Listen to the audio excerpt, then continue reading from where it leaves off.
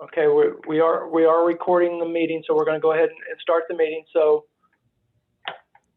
welcome to Rotary Club of Carbondale today, and I'd like to thank Brad Austin for being our greeter. I know time's precious for people, so I do greatly appreciate you spending a little bit of time with us today. I think Rotary to me is a little bit like family, so thanks for spending some time with us. Gail White, will you lead us in the Pledge of Allegiance today? Sure. Please stand as you're able and join me in the Pledge of Allegiance. I pledge allegiance to the flag of the United States of America, and to the republic which stands one nation under God, indivisible, with liberty and justice for all. Thank you, Gail. I'll offer today's moment of reflection. You know, there's a lot of change, there's a lot of angst, and there's a lot of civil unrest in our society today, and it makes me fall back onto the wise words from John Lewis of be hopeful, be optimistic, never lose that sense of hope. So let's use those guiding words to maybe come together as one as we move forward in the coming days. Today's song is really more a reflection of who Rotary is as a group. So I'm going to play a small video to remind us as Rotarians who we are.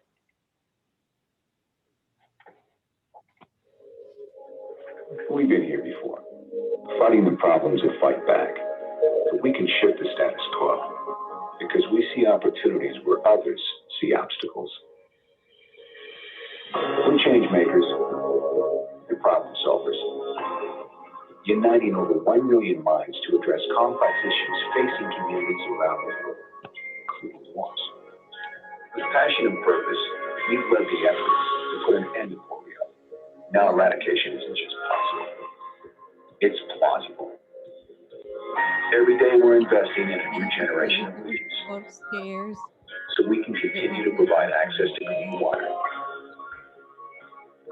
tackle global health concerns, support education, Papa's on a meeting, and so build the foundations of peace across borders.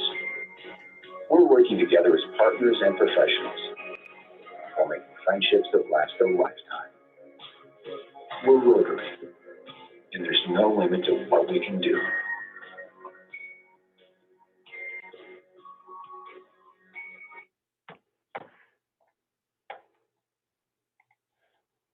So just a reminder of who Rotary is and what we do. Sometimes people simply forget the basics, so I wanted to point those out today. Brad, would you like to introduce our guest today? I believe we have one guest, which is Marcia Griffin, that's going to speak. And am I missing somebody? Again, looking. Sharon Simon. Oh, hi, Sharon. Sorry, I said hello earlier and I missed you as the guest. So Sharon Simon is also a guest today.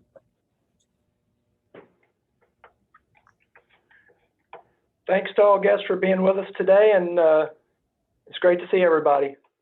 A couple club announcements before we move on to our guest speaker today. I updated our 100 little things. We are up to 72 projects complete. So thank you for everybody for emailing me updates on your projects. The complete list is on our website. Some of the projects that are still open are listed on the screen. We're still trying to collect some more gun locks, trying to get some more flowers planted this spring. I believe that the drop box is still open for flashlight donations. And if you have time and would like to help donate either plates, cups, cutlery like knives or forks for the Carbondale Warming Center, Cindy Buys is the champion on that, so we can coordinate that together. Give where you can. Another great reminder is the event for our centennial event is scheduled. You can sign up on the link that you see there. I'll email that out.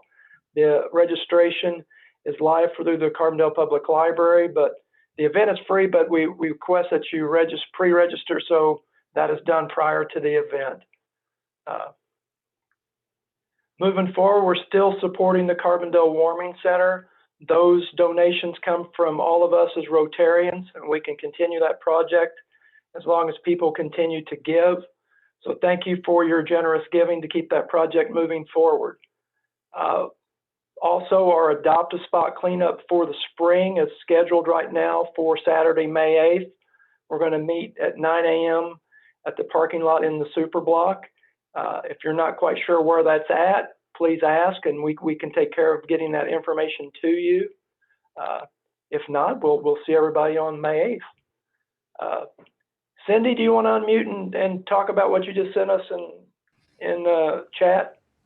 Sure. For those of you who maybe can't see the chat, I did have a couple of folks drop some items off for the warming center in terms of plates and utensils and things like that. I also did a pickup, but welcome more. I'll be taking a load of things over to the warming center probably tomorrow. So if you have any paper plates or cups, bowls, utensils, I would love to have them to add to our collection that we are donating. And then also, I know many of you are planting flowers. I planted flowers this weekend, but for our 100 little things, we need to count. So if you can send me a number of flowers or plants that you have put into the ground or put into pots on your decks and porches, that would be great. And then we can count those up and meet our goal of 100 little things. So thank you, everyone. Thank you, Cindy. Future club announcements, we are still pushing forward the foundation donation challenge. I believe I've got the names correct on the list from our last meeting. If not, please drop me a message and I'll make sure I get it updated. So thank you for continuing to sponsor this challenge donation project. Again, thank you, Cindy, for coming up with that idea. And I think we've been doing it for over a year now. So thank you. Inside chat is the links for the doodle polls for the next 2 weeks. Club duties are pretty much wide open. So if you'd like to sign up to be a greeter or to lead us in a 4-way test or offer a moment of reflection, the doodle polls are there. If you don't have access to the doodle polls, you can always just email me directly and I'll take care of that for you. In some district news, from the Satellite Club, give you a small update. There are up to 10 current members in the Satellite Club. Hopefully we'll have paperwork for 3 or 4 more additions to be considered for membership here within the next week or so. The club is really targeting trying to get to 20 to become their own standalone charter club, and it's moving along pretty good right now. We talked last week a little bit about their district grant project. It's going to be a stuffed backpack project, and Brooke went through that with us last week, so I won't reiterate that too much. They're also planning some spring cleanup projects to get out and get seen in the community. And one bit of good news is their YouTube channel is launched and it's ready. The last meeting that was held on April 6th is recorded. If you go to youtube.com and you search Rotary Club of Murfreesboro, you'll find the link to the videos, and you can either attend the meetings in person or watch them through YouTube. So I encourage you to go catch that one. The one April 6th was our friends Angie Bailey and Carrie Gale with SIH and Jackson County Health Department. They gave an update on where our area and our state lands in the COVID vaccination stats in the state, and their wisdom on where they see us going moving forward. So it was a pretty engaged conversation. The district has some additional training moving forward that will be on Saturday, April 24th. It'll start at 10 a.m. So club officers, whether you're a president-elect, a president-elect nominee, or a club secretary coming in, foundation chair, and also membership chair, there's all kinds of training that will go into the deep dive more than just what president-elect training did. This will be actually how to get in and use DACDB a little bit, and it will be district specific and club specific. So if you've got the time, you should get an email directly from the district. It'll probably come from the governor-elect Terry Mathias. But if you have any questions and you haven't seen an email, let me know and I'll make sure all the details get to you in a timely manner. Rotary International, it is still April. It's still Maternal and Child Health Care Month. That is one of our focuses.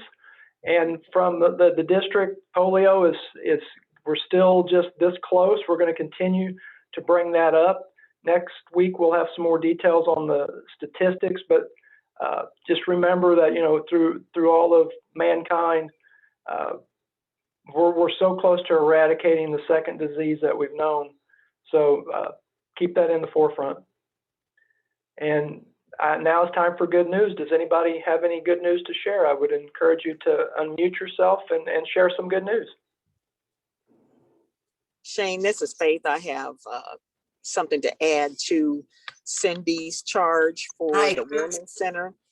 Our sorority, Alpha Kappa Alpha Sorority Incorporated, Gamma Kappa Omega Chapter, I serve as the co-chairman for our Global Impact Day last Friday, April 9th.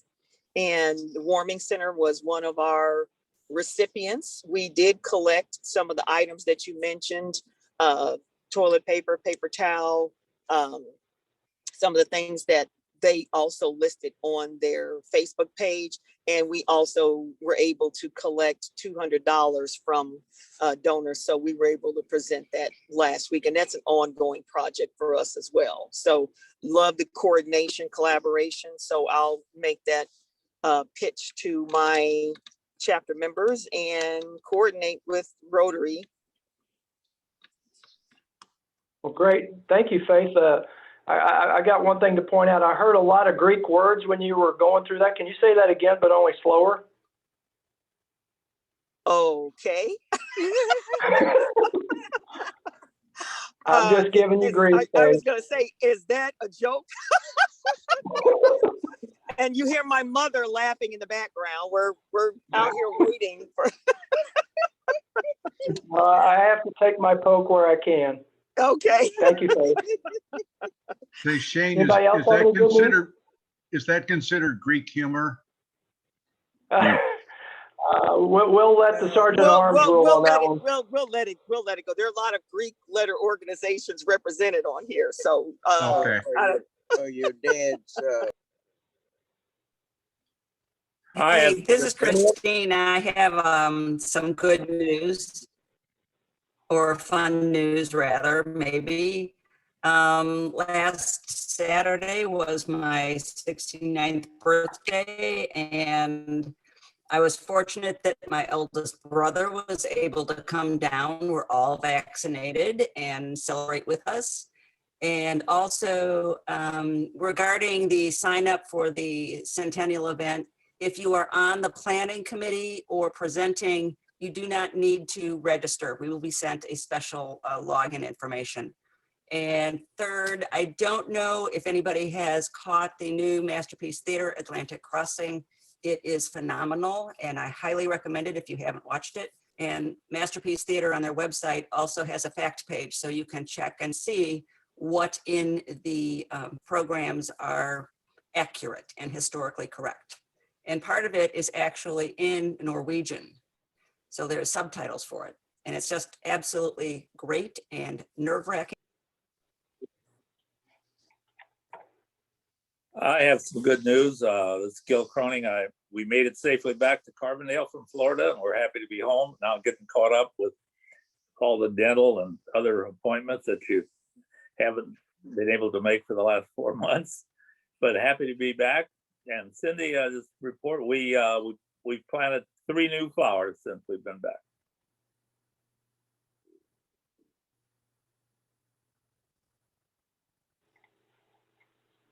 Okay. Anybody else have anything to share? Somebody's got to have something. Jerry, go ahead. Our club has submitted the grant. It's being finished up today, but we submitted the district grant to the district, and it is for the warming with their jobs program. Excellent. And I was able to give blood last week, and I have started doing the Big Red donation. And as they explained to me, it's the equivalent of about 4 regular units. So they're always happy to receive the Big Red donation. It takes a little bit longer in the process, but you're only eligible to give again every 4 months, I believe is the interval. So it's less frequent.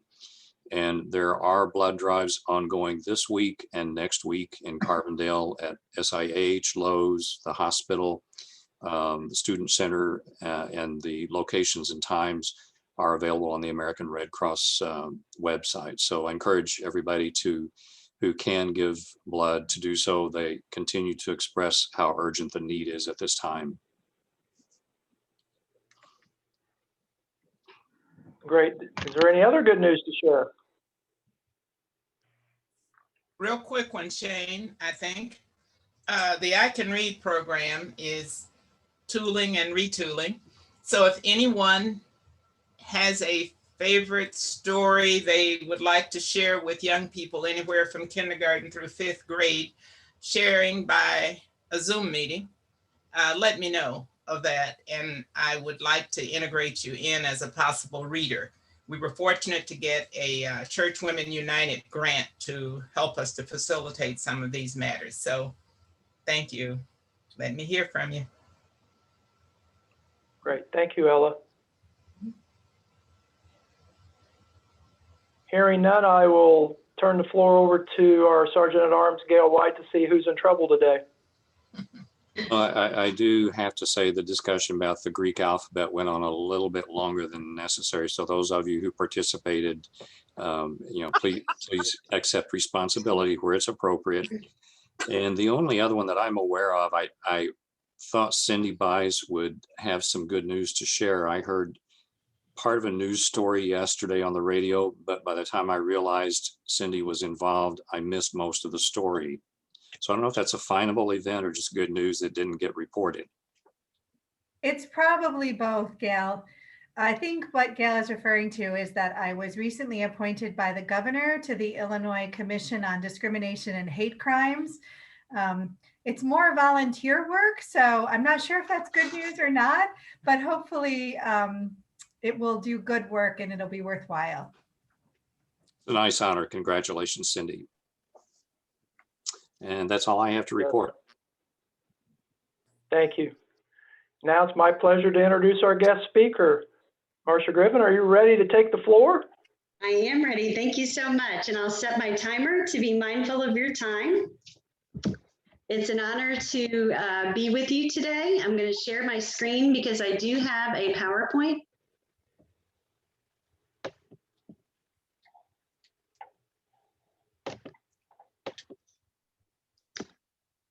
I do want to thank you for your interest in the Office of the Attorney General. My name is Marsha Griffin. I'm a community outreach liaison for the Office of the Illinois Attorney General.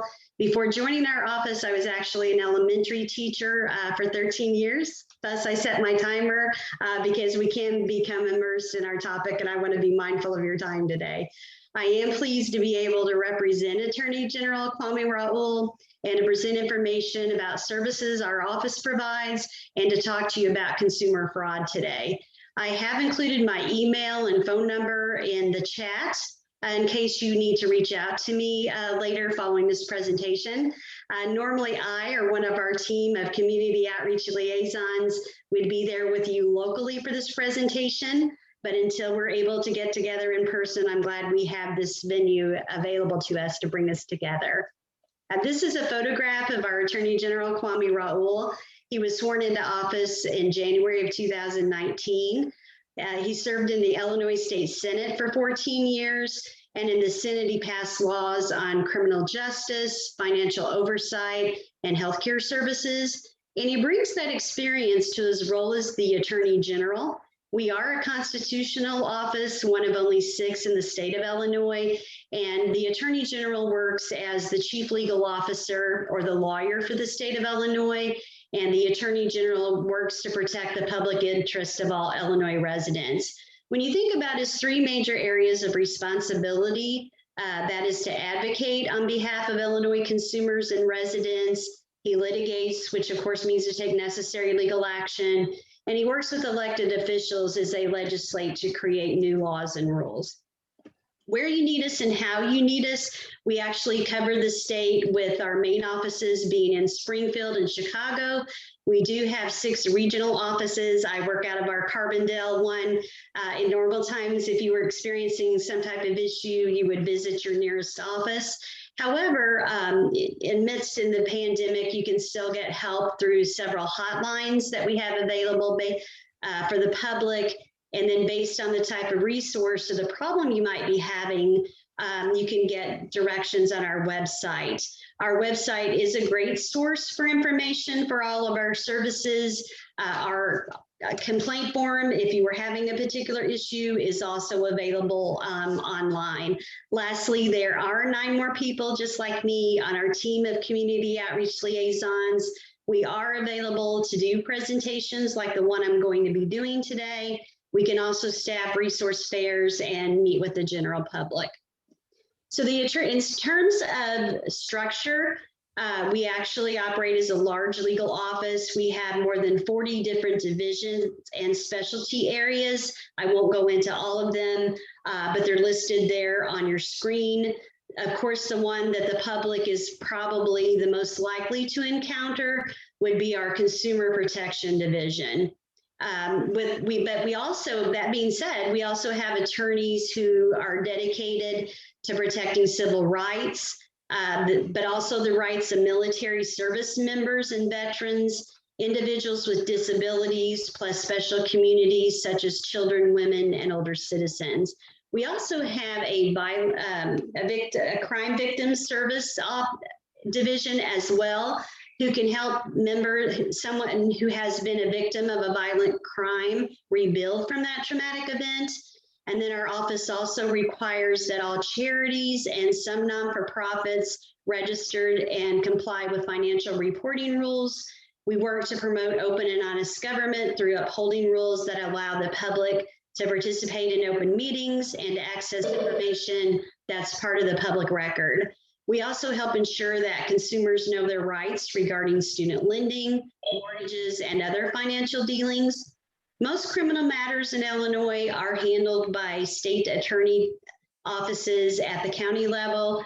However, there are some specific crimes that are within our statute to make charges and go to trial. Next, we'll look at some of the things that bring people to our office. This year, we released our list of top 10 consumer issues. Topping the list this time, of course, was COVID-19. In the beginning, we had over 5,000 complaints about price gouging and vaccine scams. Home repair and remodeling complaints were again high on the list, along with consumer debt complaints. Mortgages, banks, and collection agencies moved up to the top 3 this year. Of the 20,632 written complaints submitted in 2020, Attorney General Raoul was able to obtain refunds for Illinois consumers who might have purchased tickets for events or travel that was canceled due to the pandemic. And the Attorney General also took several enforcement actions against retailers, home repair companies, and automobile dealerships regarding deceptive advertising that was related to the pandemic. Additionally, our office also entered into settlements with several automobile dealers and repossession companies that repossessed vehicles during the pandemic, and that was in violation of the governor's executive orders. This list is important because it lets our attorneys not only respond to issues that Illinois consumers are facing, but also spot trends. We encourage everyone to contact our office if you believe you have been scammed or treated unfairly in some type of consumer transaction. Now we're going to be talking about recent activities and resources related to the pandemic. I've kind of given you a high-level overview of the Attorney General's office, but we have kept our offices open with limited staff, and most of us are working remotely for the safety of our colleagues and the public.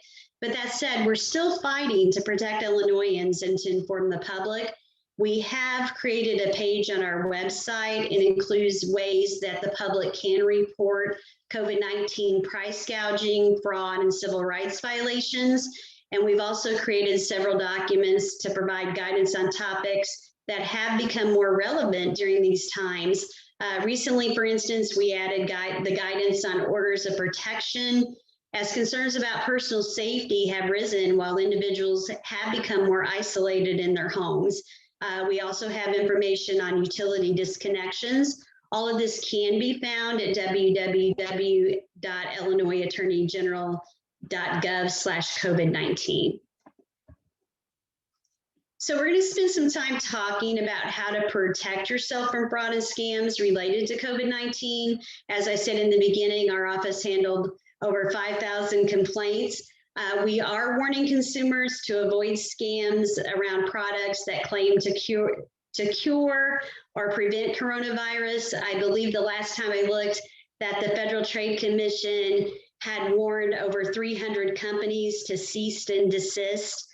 Making fraudulent claims about their product could either cure or prevent coronavirus. We are following the trend of email scams tied to the Federal CARES Act and government payments. You want to be careful about any phone calls or email offers to get governmental assistance. Unemployment insurance debit cards are happening to people nationwide. We will be taking a closer look at this. We're also warning about contributions or donations to organizations that are not legitimate. We have a helpline to our Charitable Trust Bureau and a website where you can check to see if a charity has followed those guidelines and register with our office. You can call the Attorney General to check on our charitable database, and that can also be found at charitableViewer.illinoisattorneygeneral.net. So as I mentioned, unemployment insurance debit cards are happening to people nationwide. Since June, our office has received more than 1,500 reports. And even the Attorney General himself learned that a card had been issued in his name when obviously he had not applied for unemployment benefits.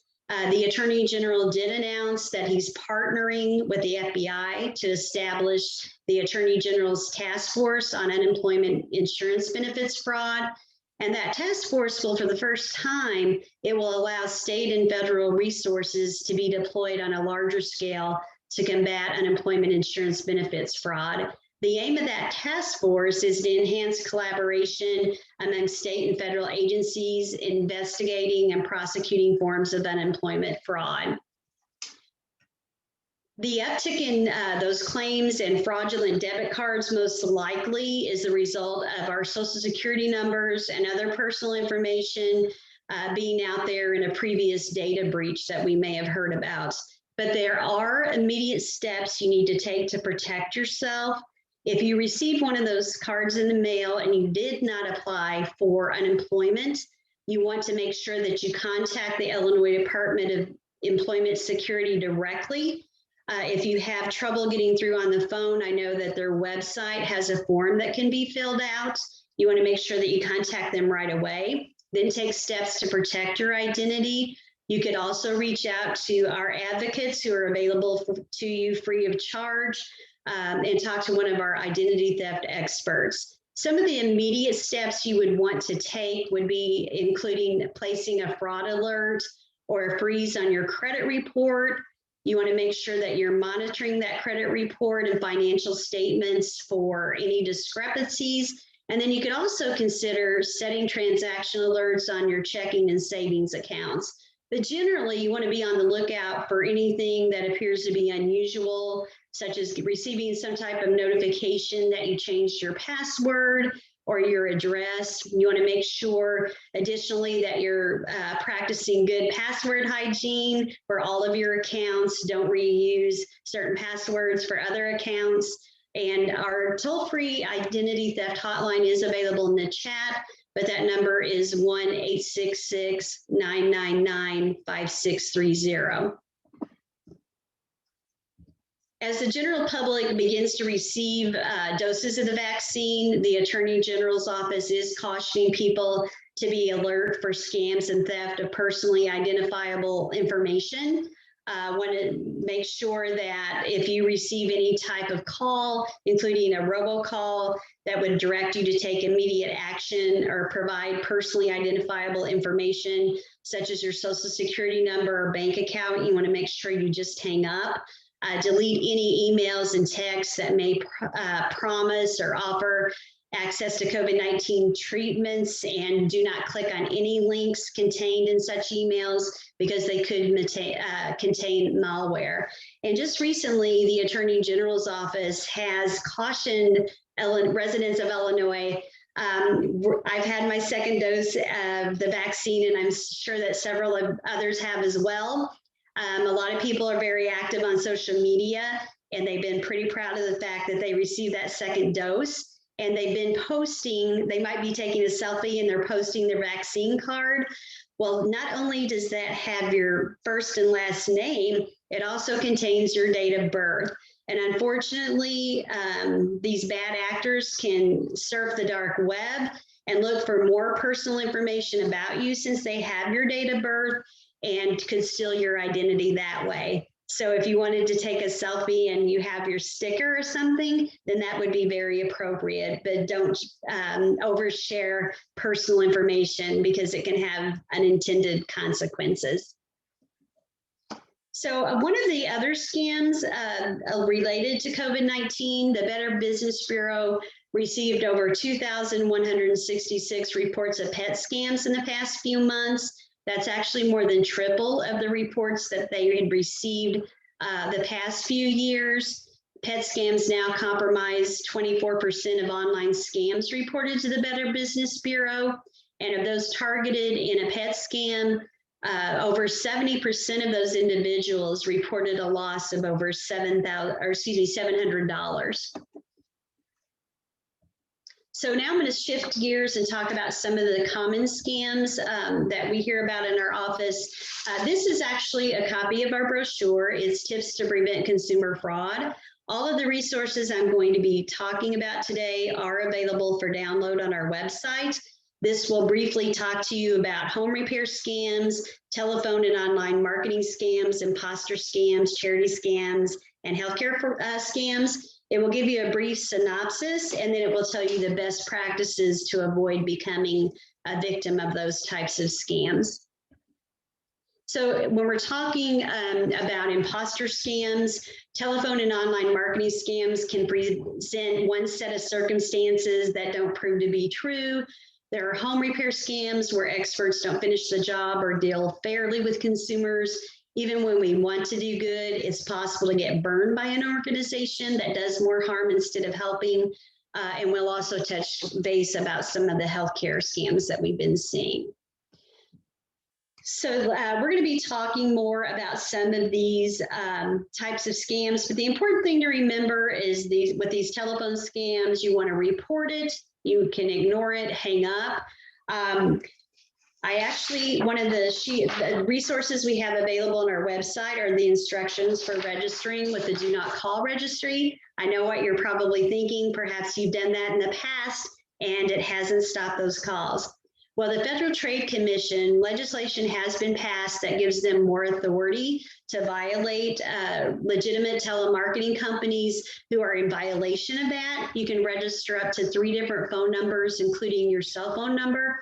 Takes less than a minute, takes 31 days for your account to be activated.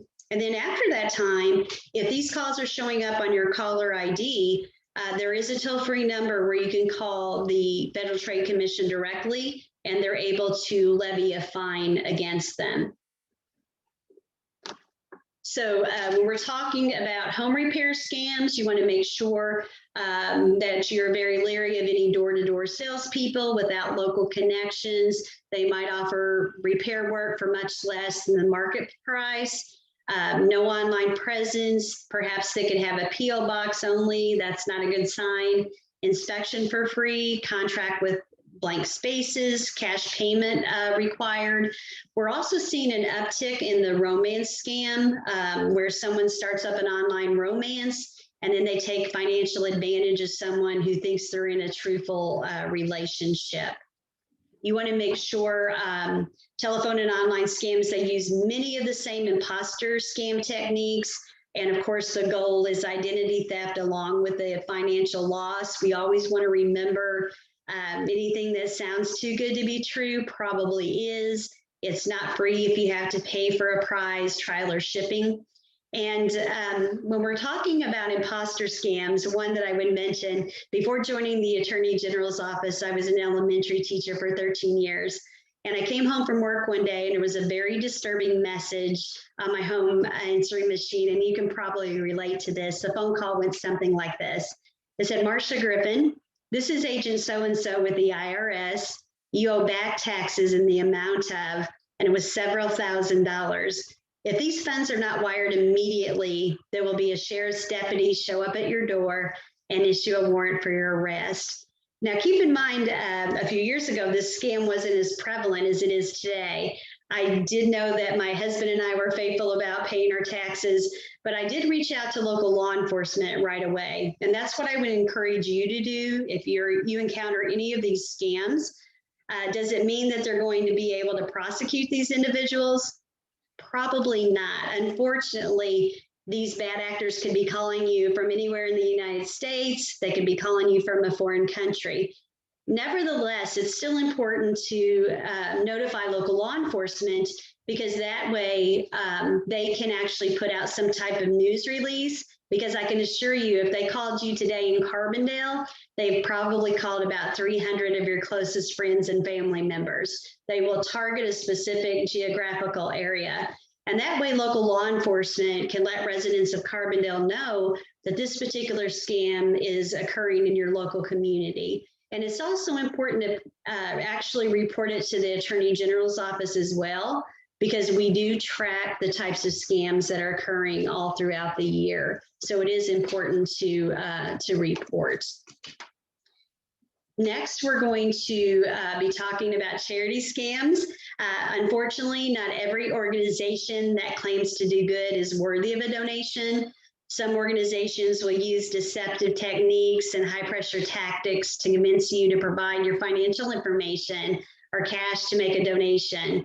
A good rule of thumb would be, even if you believe it to be a legitimate charity, would be to tell that individual that you would be happy to take a look at their information if they want to mail it to you, and then you'll make your decision at that point. As I said earlier, all charitable organizations that solicit or hold donations in Illinois are required to register with the Attorney General's office. Members of the public can check out that charitable database. And furthermore, if you're donating dollars to a particular charity, you want to make sure that the majority of those dollars are going to help the victims you intended to help, and they're not going for high overhead or something. So you can actually ask for a copy of their financial record too, that would be on file. Next, I'll talk about healthcare. Our health can be very fragile, and as such, we can fall prey to healthcare scams that promise either cure-all remedies or promote a scientific breakthrough. Scammers may offer free medical products or devices, and this actually happened to my father a couple days ago. Just happened to be over at his house after work, and I could tell something was wrong by the phone call, and I said, Dad, because he started to he wasn't giving away his Social Security number, but he was giving away a lot of personal information. And I said, Dad, what does this caller want? And he said, oh, he wants to send me a free back brace. And I said, Dad, no. I go out in the field and I talk about this every single day. What these callers do, a lot of times they'll try to trick seniors, and they'll tell them that they're offering a free medical brace. And then without the senior's knowledge, they will go ahead and bill Medicare. They'll charge an inflated rate for these braces, could be $1,000 to $2,000. When if you were to ask your local physician for a prescription for that brace, it would be half that cost, maybe even less. We also see a great number of scams involving the Social Security. We've had phone calls where they might call and tell that person on the phone that they are from the Social Security Administration and they need to verify, excuse me, let me get a quick drink, sorry about that. They need to verify some personal information in order for your benefits not to be impacted. It's important to point out that the Social Security Administration would not be calling you over the phone. Excuse me. It would be different if you had initiated that call but they're not going to be calling you. So if you get any of those types of calls, it's really important to hang up. A lot of times these bad actors use something called spoofing, where they can make it appear as if it's a local call, or they can actually imitate a legitimate governmental agency. If they're pretending to be from the IRS, it might show up as that Washington, D.C. area code. Likewise, with the Social Security Administration. So be very, very careful about not giving away any of your personal information. Another scam that I ran into quite often is the grandparent scam. Have you heard of this one? I actually ran into a senior back before COVID when I was traveling throughout the state, and this was in Murfreesboro. She lost $7,000 due to the grandparent scam. In her particular instance, the phone call went something like this. It said, "Grandma, do you know who this is?" So that caller's fishing for information. She said, "Is this Jeremy?" "Yes, Grandma, this is Jeremy." "Well, I've been in an accident and I need you to wire me some money." And she said, "Well, Jeremy, why do you sound funny?" And he said, "Well, Grandma, I've been in an accident and I have stitches in my mouth and I need you to wire me $7,000. So she did so immediately. Actually went to her bank the very next day and was going to withdraw even more funds. And thank God the teller was a very good guardian of her. And she kind of had shared that my grandson was in an accident. She said, "Can we slow things down? Can we check with a family member?" And so, of course, she reached out to her son and found that her grandson was just fine. So what these bad actors do, they try to create a sense of urgency, hoping that you will react immediately before you've had a chance to verify that story. So a good rule of thumb, even if you see that 618 area code pop up, let it go to your home answering machine or your voicemail if possible. I know in the past that I've seen a 618 area code and I'm thinking to myself, this is probably a teacher friend or someone's number whom I forgot to store. Even if it's not a scammer, it could be a telemarketer who is spoofing that number to make it appear, and you pick it up and you find out it's extended car warranty or something you have no interest in. Well, even if you have the satisfaction of hanging up, the moment you answer that phone, that tells that telemarketing company that that's a legitimate number. This is a working number. And so what they can do at that point, even if you hang up, is to sell your phone number to other telemarketing companies. So all of a sudden you're seeing an escalation. You might be getting 20 telemarketing calls a day. One of the last things that I would tell you is that we do have, if you run into a particular issue following this presentation, you can fill out and you can print out our complaint form. Right now our site is down, but you can fill out our complaint form, mail that into us. Even though we're working remotely, our advocates are working very, very diligently to answer any questions and get back with you with information. And I would also say that if you have a particular issue, I can refer you to our consumer advocate in the office. If our agency, if it happens not to fall under our umbrella of services, our advocates are very, very good about referring you to a state agency who could possibly help with any issues you may be having. Again, it's been an honor to be with you today. And I would just ask, does anybody have any questions or comments for me at this point? Thank you, Marcia. I'd like to start off with a question. Is there any way to report or minimize getting junk through the form of text messages? I think it's been Carl Flowers that's been sending me text messages in the middle of the night, and it's one of those things that's becoming more of a nuisance. And how do you control something in a format like that? Well, actually, we do have our resource guide that's available online. This is available for download. Not only does this have all of our toll-free numbers on here, it has various other state agencies.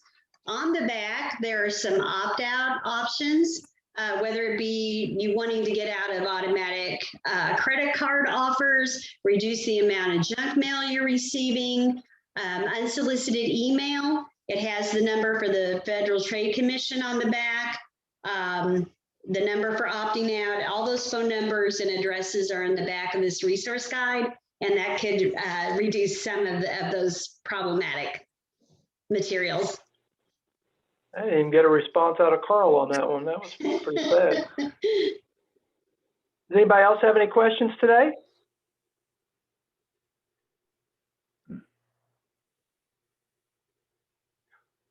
Do you see this problem going away with technology, or is this just going to be one of those things we're going to have to live with? I think it's going to be ongoing. I was just listening to something prior to our presentation about the amount of spam phone calls that are happening. And someone had asked me before, well, why is spoofing not illegal? When your intention is to defraud an individual, that spoofing technology is illegal. There are aspects that make it trickier because a lot of times, for instance, if there was a physician and he's working and he doesn't want to include his, so there are legitimate, he wants to call his patients, but yet he doesn't want to give his personal information, his personal phone number out. So there are legitimate spoofing reasons to spoof a number, but unfortunately that technology is so cheap. When you're talking about a laptop and track phones that are pretty disposable when you stop and think about it, some of these spoofing technologies, they can spit out over 1,000 phone calls in less than a minute. So it's a cheap mode, and I think unfortunately we are going to see an escalation. I know it's something that our Attorney General, it's definitely on his radar.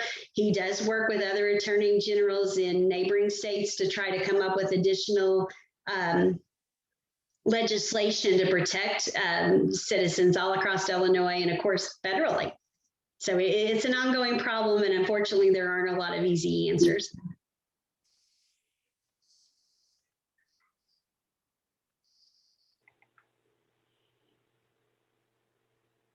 Does anybody else have any questions they'd like to ask? If not, I'd like to say, Marcia, thank you. Thanks for spending time with us today. Thanks for educating us on this topic. I think it's relevant, and I think it in some way can affect all of us. If it's not already, it may one day. So thank you for your time today. You're very welcome, and I did include my contact information. Feel free to reach out to me anytime. I will tell you that my cell phone number is 217-761-0078. And should you have any problem at all, please reach out to me and I will get you in touch with our advocates and attorneys if need be. And it's been a real pleasure to be with you today. So thank you for the opportunity. Gil, did you have a question?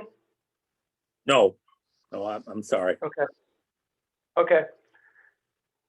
Well, thank you again, Marcia. And next week we've got Rebecca O'Neill from the SIU Legal Clinic. Cindy, do you have a sneak preview for us? What's she going to tell us? So Becky is one of our longest clinic faculty, and she works with the Civil Practice Clinic, which assists folks who are either 60 or 65 and over. And so they do all kinds of different civil matters. And I think you'll be really interested to hear about some of the range of services that they can offer. So looking forward to hearing that. Great. Thank you, Cindy, for letting me put you on the spot. Gail, would you like to lead us in the four-way test today to conclude today's meeting? Sure. Please join me in the four-way test of the things we think, say, or do. First, is it the truth? Second, is it fair to all concerned? Third, will it build goodwill and better friendships? And fourth, will it be beneficial to all concerned? Thank you, Gail. Thank you, everybody. Looks like the sun's starting to come out, so enjoy the day and enjoy the week, and we will catch you next Wednesday. All right. Thank you. Thank you, everybody. Thanks.